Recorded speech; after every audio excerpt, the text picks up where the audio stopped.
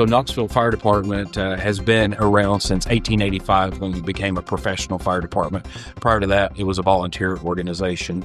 The city of Knoxville is approximately 98 square miles, give or take a few miles depending on who you ask.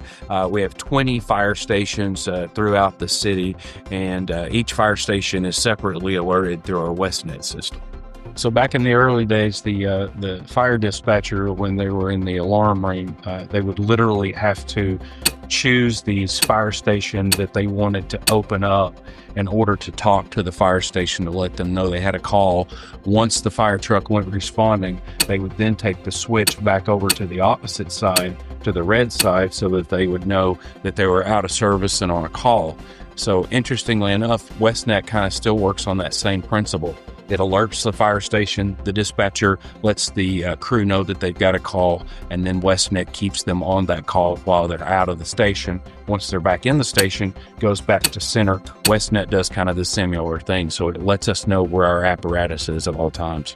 So we went from our old system that was just a radio system into IP alerting, and WestNet was able to do that immediately just by setting it into our city network, and we were able to go directly into IP alerting with the data system being the backup or the radio system being the backup.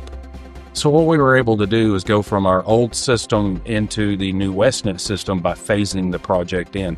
So we literally went from the core system that we had in the fire station, it was removed, the WestNet core was put in place, and then in phase 2 we came back and added things like station controllers, company indicators, all of that kind of stuff later on down the road. So it's a very phaseable system. So let's say you spend $2 million in your original purchase, and in 2 years you're going to have another $2 million. You can work with WestNet to set that out. So installation, WestNet sent their professional crew in to do the installation for us. We worked every single day with the crew.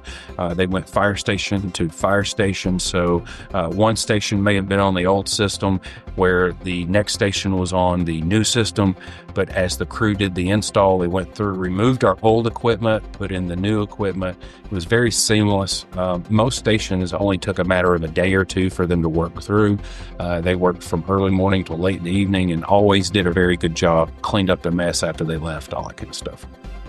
So one of the big things that we were able to do, especially during the CrowdStrike situation, is because the core of WestNet is not computer, it's that MCU, is we went right from IP address alerting right into data alerting over the radio system, and it's flawless because the system just kicks over.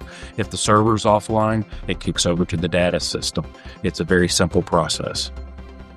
So the dispatch install, implementation, and training was all done within a week. So the WestNet person came in, set the system up in the dispatch center, and then he stayed throughout the afternoon training the dispatchers. The training process was very streamlined and quick. It was it's very easy and simplistic to use. It works well with our CAD system, and it was pretty much flawless.